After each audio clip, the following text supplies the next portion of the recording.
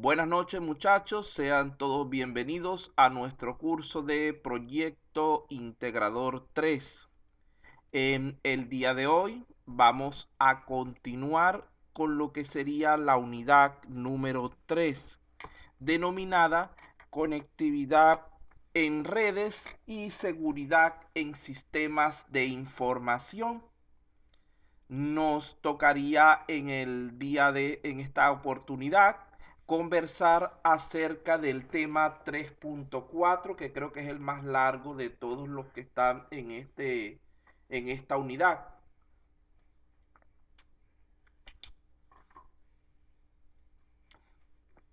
el cual se refiere a establecer las medidas de contingencia ante posibles eventualidades.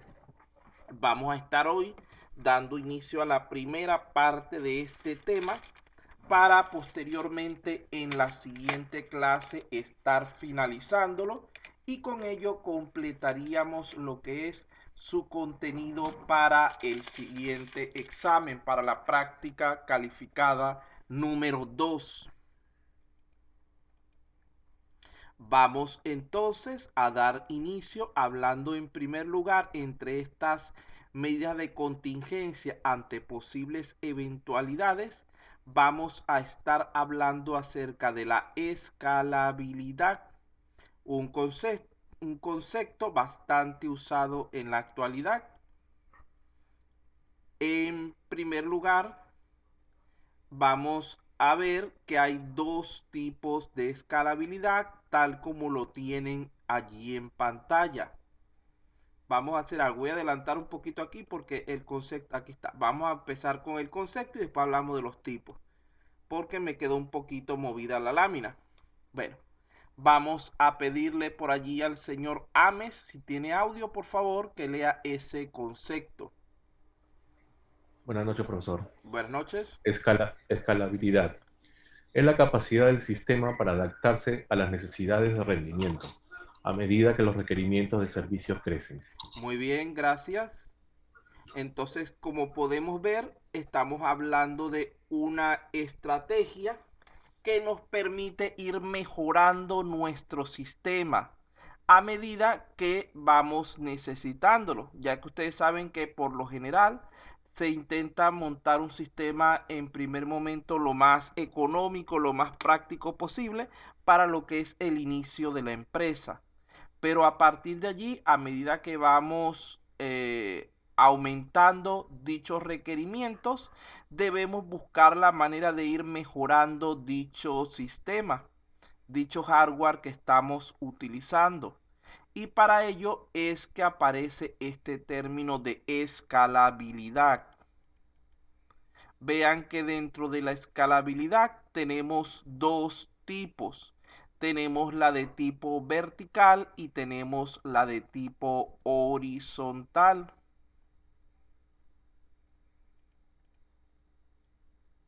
Vamos entonces a conversar brevemente acerca de cada una de ellas.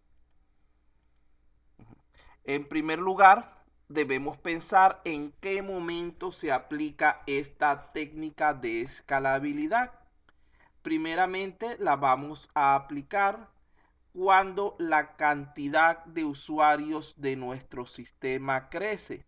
Recuerden que la idea es tratar de mantener un rendimiento óptimo para todos nuestros clientes o usuarios.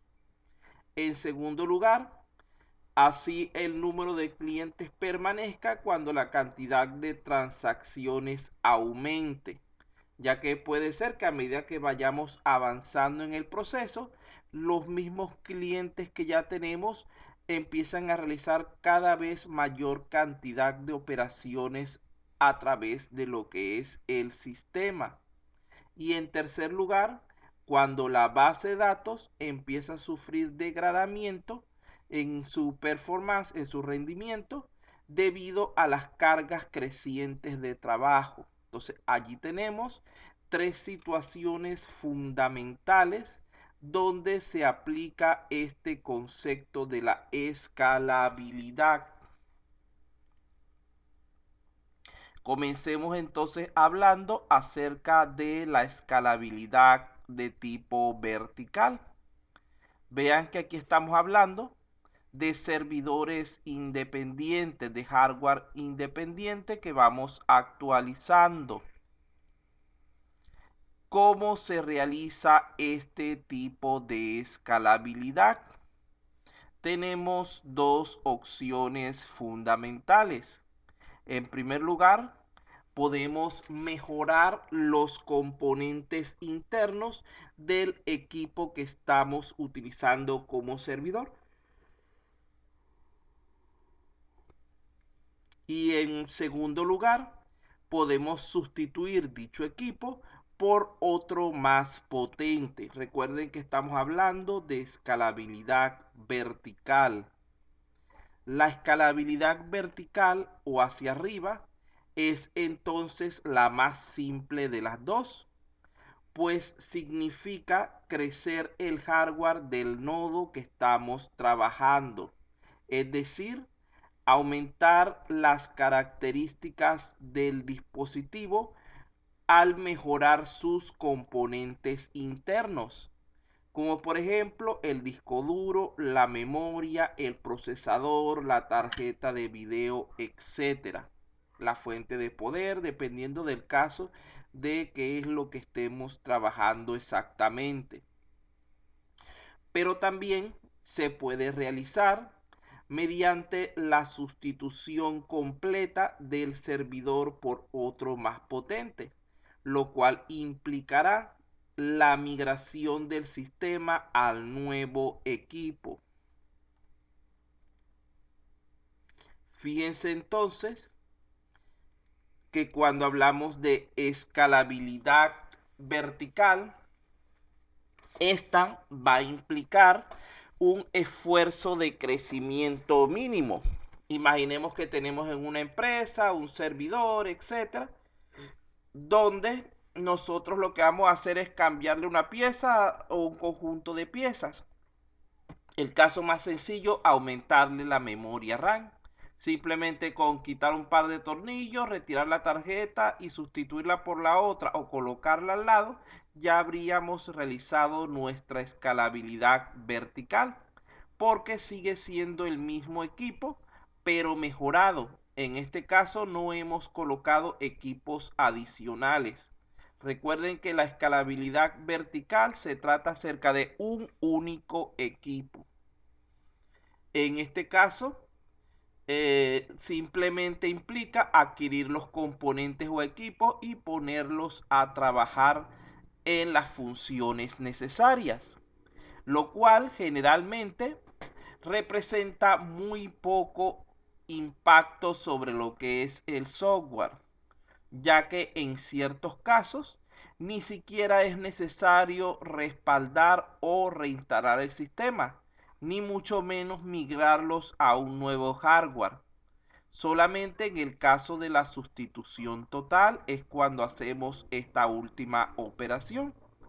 Pero este proceso por lo general también es bastante más simple que el requerido por un escalamiento horizontal. Entonces repito aquí, vean que nosotros lo primero que podríamos hacer para escalamiento vertical es sustituir algunos componentes por otros más potentes.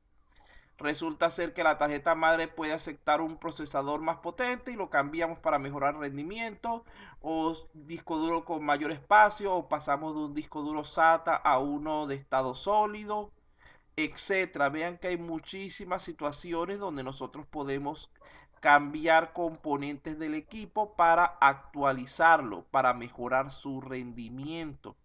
La otra situación es cuando ya no podemos mejorar más ese equipo. Procedemos entonces a migrar el sistema, es decir, obtenemos un equipo nuevo, más potente que el anterior, y allí instalamos nuestro sistema para seguir trabajando. Entonces vamos a ver brevemente lo que serían las ventajas y desventajas de este modelo. En primer lugar, sería la más importante, presenta un bajo impacto en las aplicaciones. La escalabilidad vertical por lo general no presenta gran problema para las aplicaciones, porque todo el cambio se está realizando es únicamente sobre el hardware, no afectando en la mayoría de los casos a lo que es el software, repito. En segundo lugar, es más fácil de implementar, ya que simplemente es colocar una pieza o sustituir un computador por otro y ya tenemos nuestro escalamiento de tipo vertical.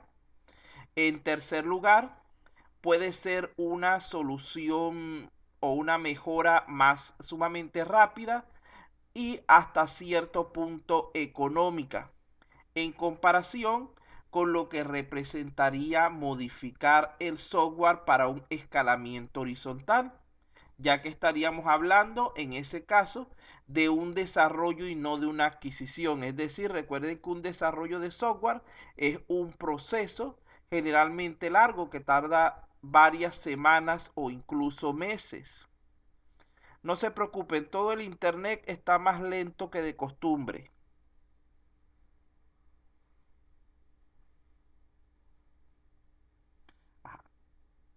Entonces, como podemos ver, allí tenemos tres ventajas interesantes para lo que sería el escalamiento vertical. Vamos a ver entonces algunas de sus principales desventajas también, porque hay que ver las dos caras de la moneda antes de decidir lo que vamos a hacer. En primer lugar, el crecimiento del sistema estaría limitado por el hardware. Vean que muchas veces necesitamos un equipo cada vez más potente, pero el ritmo en el que se desarrollan, en el que las tecnologías se van actualizando y surgen nuevos equipos, puede no ser el suficiente para satisfacer nuestras necesidades.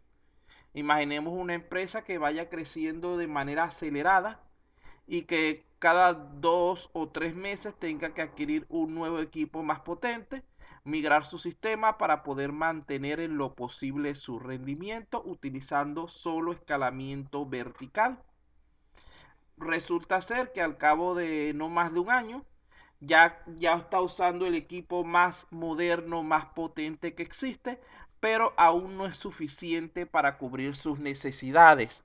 En ese caso, el crecimiento de la empresa quedaría limitado hasta ese punto, donde en teoría no debería seguir incluyendo nuevos clientes, ya que ello perjudicaría todo el rendimiento del sistema, aunque ustedes saben que en la práctica generalmente no es lo que hacen, sino que siguen metiendo personas así no puedan prestar después el buen servicio que tenían al principio, ya que el interés económico muchas veces priva por encima de lo que es la calidad del servicio.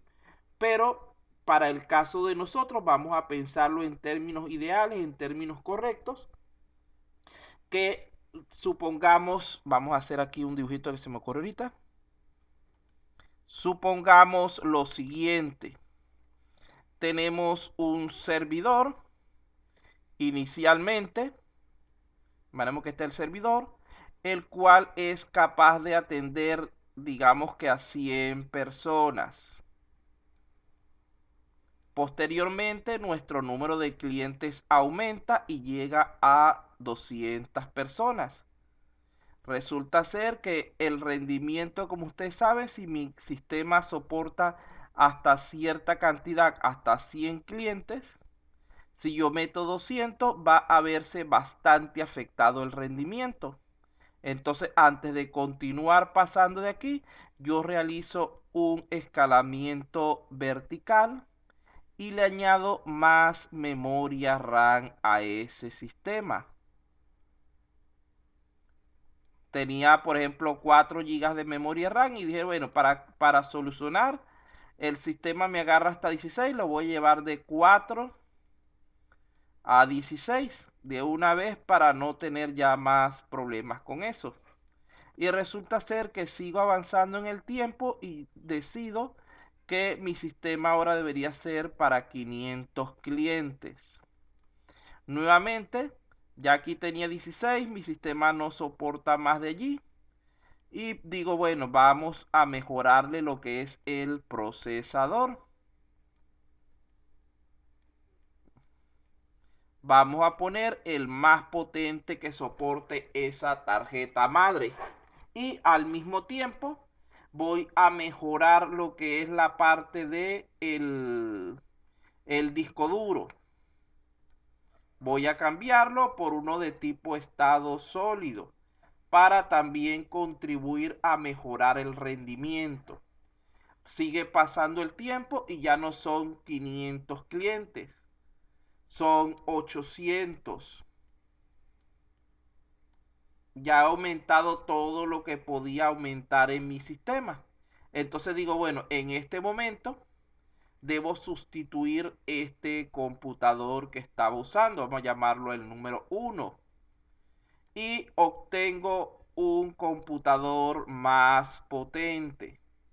Vamos a llamar a este el computador número 2, el cual ya viene con características mejores que las que tenía el anterior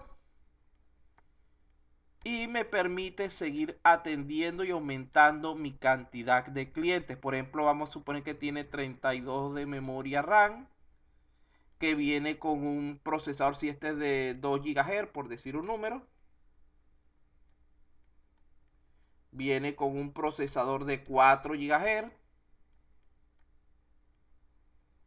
RAM, multinúcleo, etcétera. GH. Y el disco duro sí le aumento es la capacidad, este que sea de 500 de 1 tera, por decir un número nada más, y le pongo un disco duro de 4 teras. Vean que estoy haciendo escalamiento vertical, montando un mejor equipo para sustituir el primero que ya no me aceptaba más mejoras parciales. Entonces eso es lo que sucede allí. Y resulta ser que con ese equipo ya yo puedo soportar, por decir algo, hasta 2000 clientes. Pero sigue pasando el tiempo y mi negocio me va tan bien que ahora no necesito 2000, sino 5000 clientes. Ojalá que uno pudiera montar negocio así que creciera tan rápido. Pero bueno, tengo ahora que atender a 5000 personas, pero no hay ya el equipo más potente que el que estoy usando. Estoy utilizando el mejor que hay en el mercado. Y resulta ser que entonces se me está quedando corto para mis necesidades.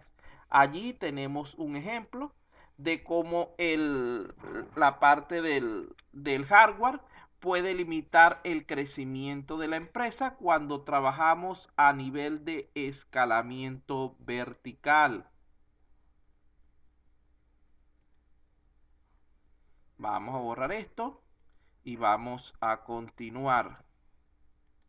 Por otra parte, dice que cuando trabajamos solo con escalamiento vertical, si falla el servidor, toda la aplicación tendrá que detenerse por completo. Recuerden que estamos hablando de un equipo único haciendo todas las funciones.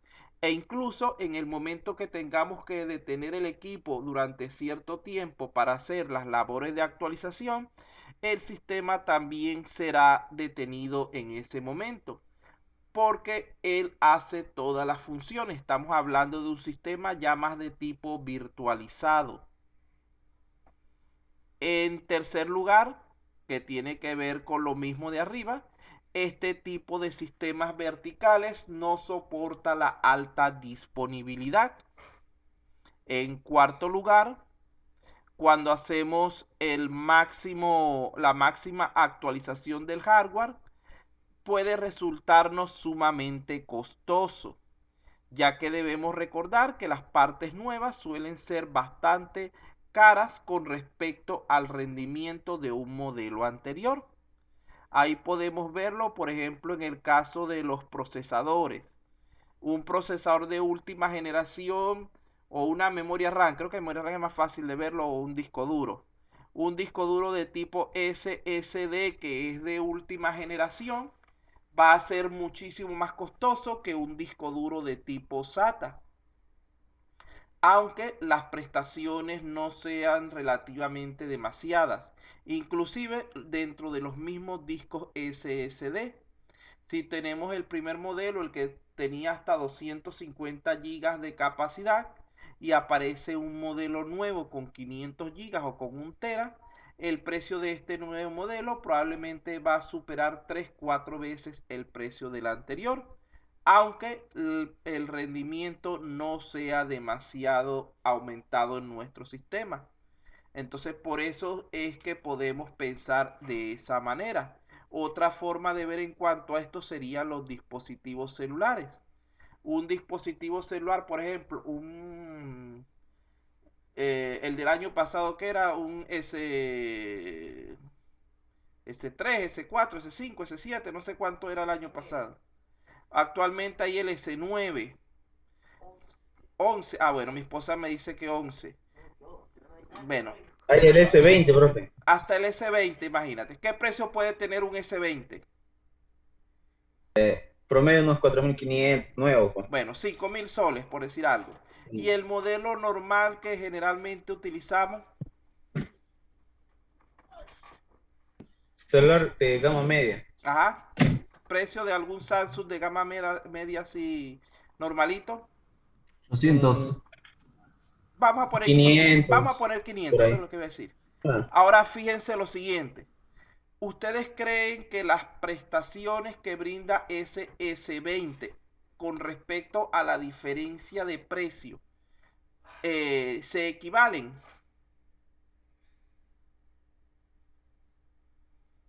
Generalmente no. Generalmente recuerden que por cuestiones de moda y de que a la gente le gusta tenerlo más moderno, etcétera, las empresas fabricantes cuando sacan un nuevo modelo en primer momento le colocan un precio sumamente exorbitante para que así obtener una mayor ganancia de los primeros compradores.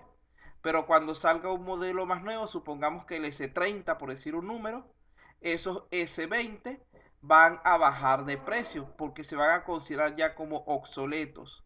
A pesar de que, repito, de que las prestaciones en términos técnicos realmente no sean demasiado diferentes, porque digamos que los megapíxeles de la cámara, la velocidad del procesador, etcétera, el aumento tal vez sea de un 20, de un 25%, pero el aumento del precio es de un 1000%. Entonces vean como la relación costo-valor cuando hablamos de innovaciones no es demasiado justa. Es lo mismo que pasa cuando hablamos de componentes de computadora. Metí los celulares porque yo sé que ustedes con eso son expertos. Entonces, la idea que quiero que se fijen es eso. La innovación hay que pagarla. Y cuando estamos hablando de sistemas tecnológicos, más todavía. Entonces debemos ser cuidadosos cuando estemos trabajando en la empresa.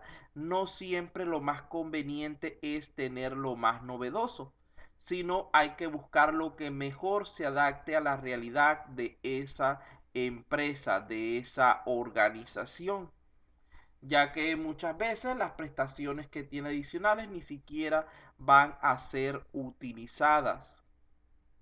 Entonces, un buen ingeniero, un buen gerente va a analizar todos estos aspectos con cuidado y va a decidir qué es lo que más le conviene realmente. Deben pensar como si ese negocio, esa empresa en realidad fuera suya. Por lo menos en el caso del celular, a lo mejor ustedes quisieran tener el celular más moderno por, como dicen en Venezuela, por monería, por cuestión de orgullo, pero tal vez no les resulte lo más conveniente por muchísimas razones. Si tú te ganas un sueldo mensual de 2.000 soles y el celular vale 5.000, tienes que pasar varios meses reuniendo solamente para comprarlo. Si lo compras a crédito en ese caso, que lleva un recargo, tienes que pasar varios meses atado a esos pagos, los cuales van a venir a afectar tu presupuesto. Además de eso, estos celulares modernos por lo general son más frágiles. Tienen mucha más potencia, tienen no sé qué, opciones, apariencia, etcétera, pero son más frágiles que los modelos anteriores. Aparte de eso, pueden tener fallas que no se hayan todavía probado en su totalidad. Recuerden que los nuevos sistemas siempre están sujetos a la posibilidad de que se presenten fallas. Y además de esto te expones al riesgo de que la delincuencia precisamente va a buscar a las personas que tienen ese tipo de equipo para quitarles el equipo, y considerando que tengan dinero puedes poner en riesgo tu propia vida, tu propia seguridad. Entonces vean que hay que analizar muy bien antes de este tipo de compras, de este tipo de adquisiciones. Continuamos entonces. No es que yo esté en contra de la tecnología, lo más nuevo, pero sí hay que ser cuidadosos. Porque, por ejemplo, vean el caso del Windows. Windows es una empresa que va sacando las versiones por temas mayormente económicos para ganar dinero. Y muchas veces sacan las versiones que aún no están totalmente funcionales y las sacan a la calle para que las personas la utilicen. El inocente se mete y empieza a utilizar la aplicación, cambia su sistema, etcétera, porque eso es lo más novedoso, porque eso es lo que está de moda. Y resulta ser que empieza a tener una serie de problemas que con su versión anterior no lo tenía. Solamente por querer utilizar lo más novedoso. Vamos entonces aquí, resumiendo lo que estábamos nosotros conversando acerca del escalamiento vertical. Fíjense que lo que se hace es tratar de mejorar un único equipo mediante lo que es agregarle componentes más potentes o sustituirlo por uno nuevo para poder atender más clientes. Si tenemos más de un equipo, ya no estamos hablando de escalamiento vertical, estaríamos hablando de otro tipo de escalamientos que lo vamos a estudiar en breve. Pero la idea es esto precisamente, un solo equipo donde vamos a tener nosotros que ir aumentando sus características a medida que nuestra clientela que debemos atender vaya aumentando. Si la clientela se mantuviera fija, que no es lo ideal, nosotros podríamos mantenernos con el equipo durante muchísimo tiempo. Pero como lo que se busca es el crecimiento, es que aplicamos estas técnicas de escalamiento vertical. Vamos a ver, por aquí tengo un pequeño concepto. Para ver, sí lo tengo. Vamos a pedirle al señor Emerson Ruiz Pérez que por favor, si tiene audio, sea tan amable de leerlo. ¿Qué tal, profesor? Buenas noches. Buenas noches. Bien. El escalamiento vertical está vinculado con la virtualización, donde se pretende que un servidor muy potente emule el funcionamiento simultáneo de varios equipos, nodos, para mejorar el manejo de la concurrencia. Muy bien, gracias. Entonces vean, allí tenemos resumido en pocas palabras todo lo que hemos hablado hasta el momento de escalamiento vertical. Por una parte, él apoya o está relacionado con lo que es la virtualización, un solo mega equipo que hace el funcionamiento como si fueran varios equipos pequeños o máquinas virtuales. ¿Y esto para qué? Para tratar de mejorar el manejo de lo que es la concurrencia, es decir, de las múltiples solicitudes hechas por los usuarios. Pregunto, ¿estamos claros con el escalamiento vertical? Vean que de allí, de ese párrafo que... Claro. Dígame. Sí está claro. Bueno, ese párrafo que tienen allí en pantalla en este momento es una de las bases de su examen. De ese párrafo podemos sacar varias preguntas. Así que por favor deben estar pendientes con ello.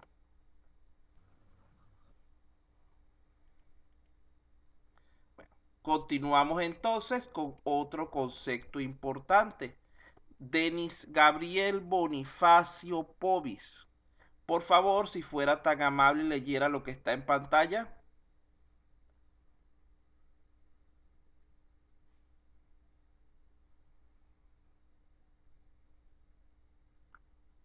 Como que no está reaccionando mucho. Vamos a ver quién sigue después. Edil Kenayata Ortiz, que debe tener audio porque ahorita levantó el audio. Por favor, si él es posible.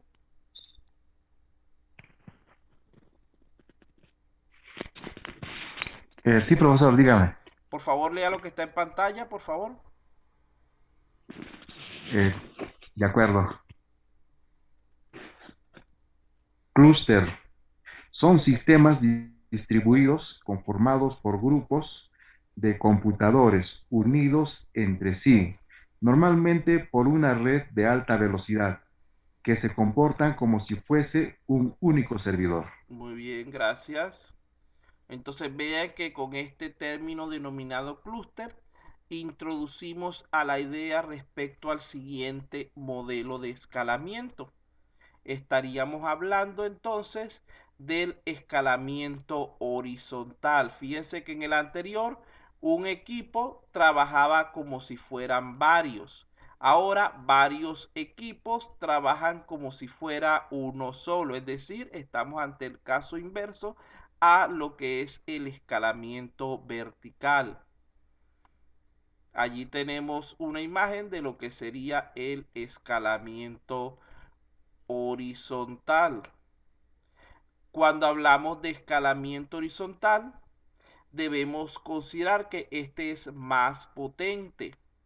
No es lo mismo tener un solo equipo haciendo todas las funciones que tener varios equipos encargándose de ello. Pero también es más complejo, ya que resulta más difícil de implementar y mantener, porque debemos asegurar lo que es la coordinación en cuanto al trabajo de los diferentes nodos. Este modelo de escalamiento horizontal implica tener varios servidores o nodos trabajando juntos como un todo, por lo cual se crea una red de servidores a la cual denominamos clúster, cuyo concepto acaba de leer su compañero. Esto con la finalidad de repartirse el trabajo entre todos los computadores que integran el clúster. Cuando el rendimiento del sistema se ve afectado por el incremento de usuarios, debemos entonces hacer el escalamiento añadiendo nuevos equipos a nuestro clúster, tal como ven en pantalla. Fíjense que del lado izquierdo teníamos nuestro modelo original, donde el clúster estaba formado por 3 equipos. Hacemos la actualización añadiendo 2 equipos más y tendríamos ese clúster que está del lado derecho, que tiene 5 equipos. Simplemente al haber hecho esto, estamos haciendo el escalamiento horizontal. De esta forma, a medida que es requerido, podemos ir añadiendo más y más nodos al sistema. Para que el escalamiento horizontal pueda funcionar, necesitamos establecer un servidor primario, el cual se encargará de administrar el funcionamiento de los nodos del clúster.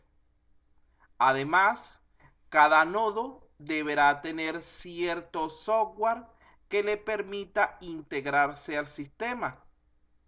Ejemplo de esto, para aplicaciones Java, se pueden usar servidores tales como WebLogic, Wi-Fi, WebSphere, etcétera, sobre los cuales vamos a montar las aplicaciones que queremos gestionar.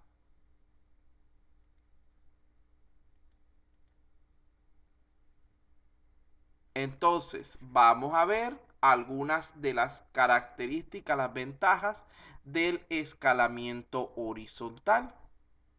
En primer lugar, su crecimiento es prácticamente infinito.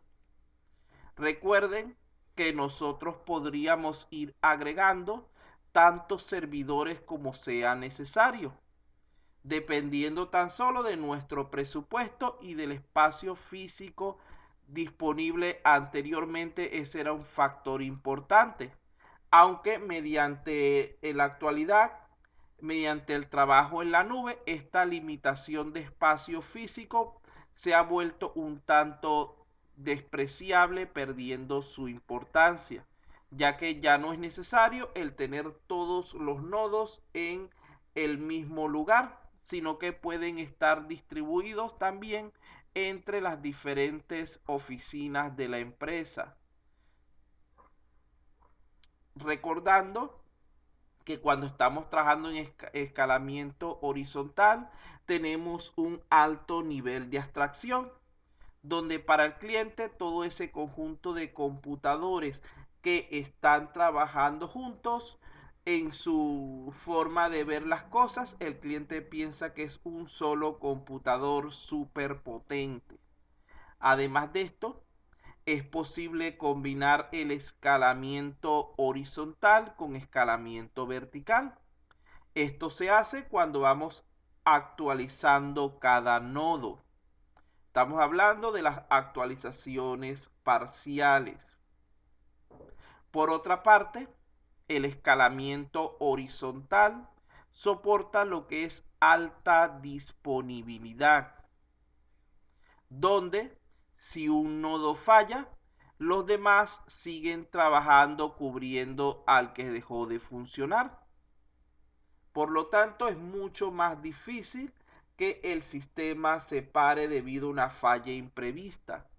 Finalmente, en cuanto a las ventajas del escalamiento horizontal, tenemos el hecho de que soporta balanceo de cargas, lo cual incrementa notablemente su rendimiento. Ahora bien, como no todo puede ser ventajas, vamos a hablar un poco también acerca de las desventajas de este modelo. En primer lugar, el escalamiento horizontal requiere de un mayor mantenimiento, porque debemos recordar que ya no es un solo equipo del cual debemos estar pendientes. Es un conjunto de equipos, además de la red de alta velocidad que los une, ya que si cualquiera de estos elementos falla, nuestro rendimiento se vería perjudicado notablemente. En segundo lugar,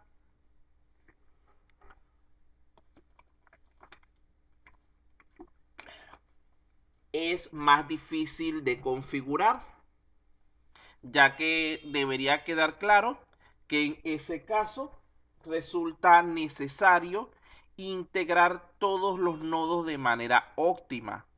Si no hacemos esto, nuevamente podríamos tener un colapso en cuanto a nuestro sistema por escalamiento horizontal.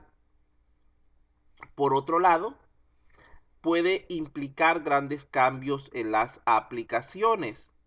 Recordemos que si el software que estamos utilizando no fue diseñado originalmente para trabajar en clúster, es muy probable que tengamos la necesidad de implementar nuevas aplicaciones para poder trabajar con nuestro sistema de escalamiento horizontal, con nuestro sistema de clúster, porque se requieren programas especializados capaces de manejar esta modalidad, este modelo. En tercer lugar, se va a requerir una infraestructura más grande y compleja que la utilizada por sistemas que trabajan meramente con escalamiento vertical. Vamos a ver qué más queda del escalamiento horizontal. Aquí tenemos entonces, al igual que en el caso anterior, un concepto que debemos revisar. El ciudadano Iván Burga, si está por allí con audio, por favor que lea lo que está en pantalla. Profesor, buenas noches. Buenas noches. Ya, el escalamiento horizontal está vinculado con clustering, donde se pretende que varios nodos de menor potencia emulen el funcionamiento de un único megaservidor para mejorar el rendimiento del sistema e incrementar su disponibilidad. Muy bien, gracias. Entonces, como pueden ver aquí, tenemos que este es, digamos que una metodología inversa del escalamiento vertical. Decíamos en el escalamiento vertical que estaba vinculado con ¿qué? Este está vinculado con clustering. Y aquel, el vertical, ¿con qué está vinculado según lo que leyó el compañero anterior hace unos minutos? Con Virtualización. virtualización, exactamente. En aquel intentábamos de que un solo equipo trabajara como si fueran varios. Tratábamos de hacer lo que sería como una multiplexación del servicio, por decirlo de alguna manera. En cambio, en este tratamos de que varios equipos trabajen como uno solo, es decir, estamos tratando de unificar el funcionamiento de esos equipos. Fíjense que el equipo para escalamiento vertical se busca que tenga la mayor potencia posible. Aquí se utilizan equipos de una menor potencia, pero que en conjunto terminan siendo por lo general bastante más potentes que un equipo individual. ¿Qué era lo que buscamos mejorar con lo que era el escalamiento vertical? Aquí buscamos rendimiento y disponibilidad. La concurrencia. Concurrencia, muy bien. Por ahí por lo menos ve a alguien que está pendiente de lo que estamos hablando, porque muchas veces hablo y pareciera que no me están haciendo mucho caso porque se quedan mudos. Bueno, continuamos entonces. Vamos a hablar ahora de un concepto más, que es el de failover. Debemos pensar de que a pesar que el escalamiento vertical no soporta de forma natural la alta disponibilidad, tal como habíamos dicho al principio, es posible implementarla mediante una estrategia llamada failover. Aquí tenemos un gráfico de esa estrategia. Fíjense que el failover no es otra cosa sino este dispositivo que está en el centro, el cual es un componente de hardware que va a permitir, en caso de falla del servidor principal, redireccionar las peticiones a un servidor secundario, el cual no es otra cosa sino un espejo del principal. Este servidor secundario normalmente se encuentra en modo de espera y solo se activa cuando el servidor primario falla. De la misma manera, si el servidor primario se recupera, el secundario vuelve a pasar a modo de espera. Fíjense que lo que estamos haciendo ahí es como una medida de contingencia para reducir en lo posible el tiempo de parada del sistema mediante estos computadores configurados como modelo espejo.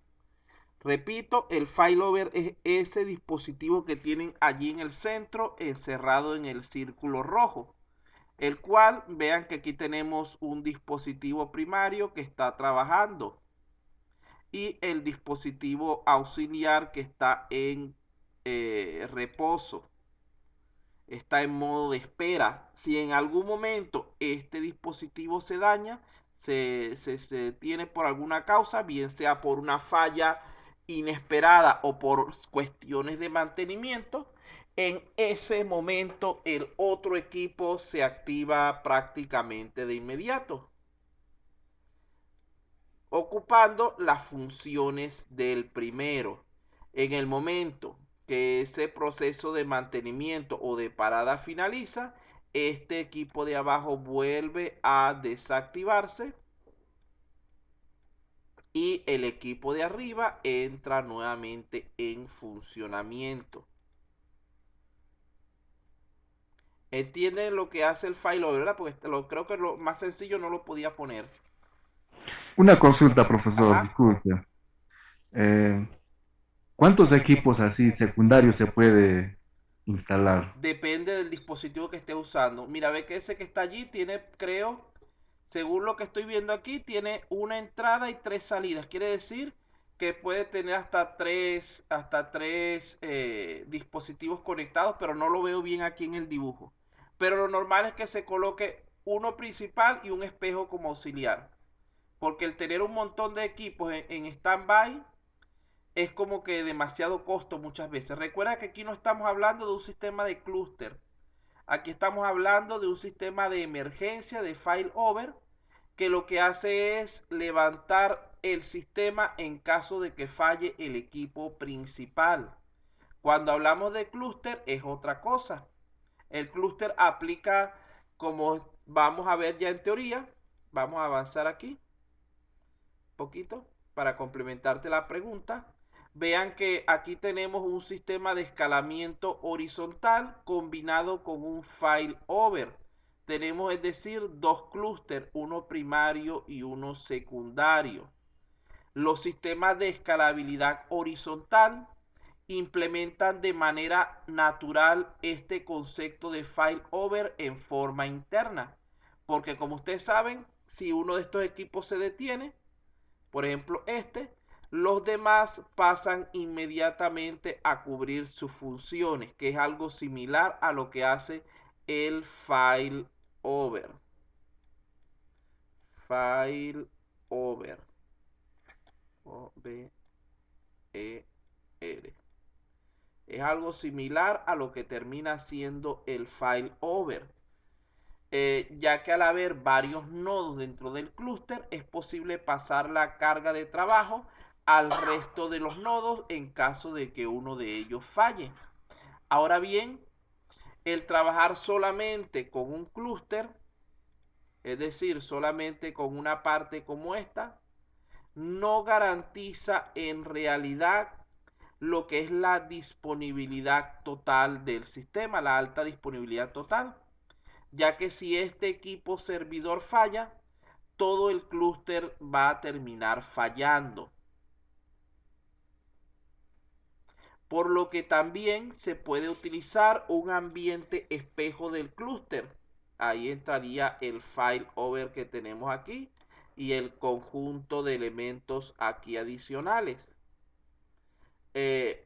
Para garantizar lo que sería la máxima disponibilidad posible. Aunque esto es sumamente costoso y complicado, por lo cual solamente las grandes empresas se animan a administrar dos clústeres completos dentro de un proceso de failover. Porque recuerden que hay que duplicar, no solamente es duplicar como el caso de escalamiento vertical, que era un equipo y estaba reflejado en otro. Aquí tenemos un conjunto de equipos, quiere decir que lo que esté aquí debe reflejarse acá, lo que esté en este debe reflejarse en este que está de último, lo que esté en el siguiente debe reflejarse en el del medio y lo que esté en el otro debe reflejarse en el que corresponde. Vean que el proceso a simple vista ya se nota que es mucho más complejo. ¿Quién puede tal vez que haga eso? Los gobiernos del primer mundo, algunos grandes bancos, etcétera, que necesitan garantizar esa disponibilidad total de sus datos, ya que no vamos a decir horas, minutos que se pierden de trabajo representan grandes pérdidas de dinero. Por eso, hoy en día los sistemas informáticos sabemos que son parte fundamental no solo de las empresas, sino prácticamente de todo tipo de negocios.